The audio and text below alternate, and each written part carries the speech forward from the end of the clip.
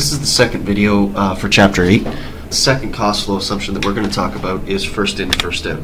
So first in, first out you guys should be familiar with from previous accounting courses, but your cost of goods sold is based on the oldest purchases. So those items that were placed into your inventory first are the ones that are going to get expensed first. So what you'll find is what you end up with in your ending inventory is your most recent purchases, because we're costing out all the old purchases first. So think of putting all of your inventory into a jar. Where we would get our cost of goods sold from is the bottom of the jar, which is where those first items we put in were, right? So your first items in are your first items out, Fifo, right? Let's go back to that example that we did with specific identification with the jeweler with the 3 rings. We're now going to look at it from the perspective of a first in, first out situation, okay?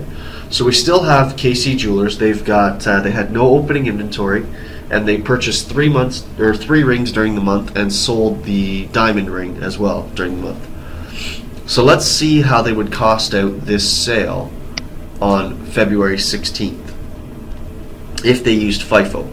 Now if you remember, Fifo, regardless of which inventory item is sold first, we're still going to cost out the one that we purchased first. So in this case, even though we sold the diamond ring, right, our cost of goods sold is going to be based on the ruby ring because the ruby ring was purchased first. This chart method works really well for first in, first out, and especially for moving average, which we'll talk about afterwards. But when we do first in, first out, we've got 3 columns. We've got a purchases column, a cost of goods sold column, and an ending inventory column. Under each column, we've got the 3 same headings: the number of units, the price we paid, and the total. Anytime we do something to the purchases column or the cost of goods sold column, we're going to update our ending inventory. Alright, so normally here you would have an opening inventory, but in this case there was none. So we start with no opening inventory, and now we're just going to record all of these transactions that occurred during the period. I'm just going to lock this down. So we want to record these 4 transactions into this chart. So the first thing that happened was on February 5th, we purchased a ruby ring for $4,000. So to update my chart, I go to my purchases column and I enter 1 unit purchased at a price of $4,000. So that's a total inventory purchase of $4,000. Now that I've entered that, I need to update my ending inventory. So ending inventory now has 1 unit at $4,000 for a grand total of $4,000. On February 14th, we purchased another ring. This is when we purchased that diamond ring, and we purchased it for $8,000, right? So again, once I do something to one of these 2 columns here, purchases or cost of goods sold, I have to update my ending inventory. So the way I update my ending inventory is I need to keep these 2 purchases separate so I know which one to cost out first. So in my inventory column, I'm going to keep them separate. I'm going to show the 1 ring I have at $4,000, and I'm going to show the 1 ring I now have at $8,000. Right? So at the end of February 14th, my ending inventory is the sum of those 2 items right there, the $4,000 and the $8,000, so $12,000. But when I go to cost out this sale on February 16th, when I sell the diamond ring, it's very easy for me to see which item I have to cost out first. It's this $4,000 ruby ring, right? The cost of that ruby ring. So even though we sell the diamond ring, we're not doing specific ID, so when I sell the 1 unit, I'm going to cost out the unit that I bought first, which in this case was $4,000. So my cost of goods sold would be $4,000. Again, I've entered something into one of the first 2 columns, so I now have to update my ending inventory. Okay? So I had 1 unit at $4,000 and I costed it out. So I now have no units left in my ending inventory at $4,000. But I still have that $8,000 cost in ending inventory. Okay? So cost of goods sold for that sale was $4,000, and I'm left with the 1 ring in inventory at a value of $8,000. On the 23rd of February, when I purchased the emerald ring, right, it's 1 ring at $3,000.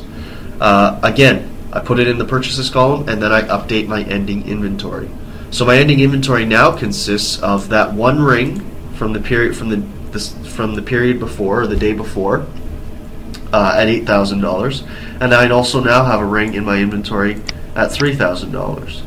So the sum of those 2 items becomes my ending inventory.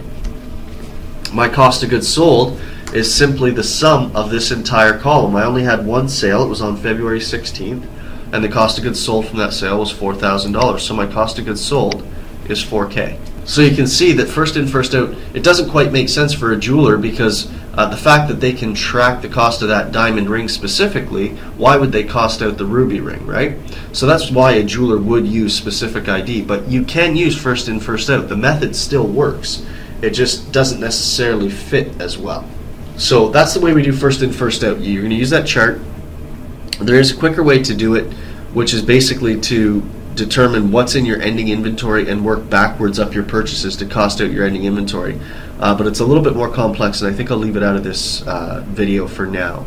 So let's just get used to using this chart, right?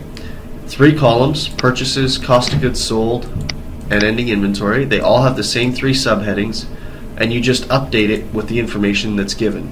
You update it with every purchase, with every cost of goods sold, and you always constantly update your ending inventory. The one thing to remember about first in, first out is, regardless of whether we're using periodic or perpetual inventory, you're going to end up with the same cost of goods sold and the same ending inventory, because of the fact that regardless of when we cost out our sales, we're always going to cost out the first purchases and then move on to the oldest purchases. So whether it's perpetual or whether it's periodic doesn't have an impact. Your cost of goods sold and your ending inventory will always be the same. That's not the case for the next 2 methods, which we'll talk about, which are weighted average and moving average. So the periodic and perpetual inventory systems end up with different cost of goods sold and different ending inventories. Okay, so first in, first out. We cost out the oldest items first, and the newest purchases are the ones that are left in ending inventory.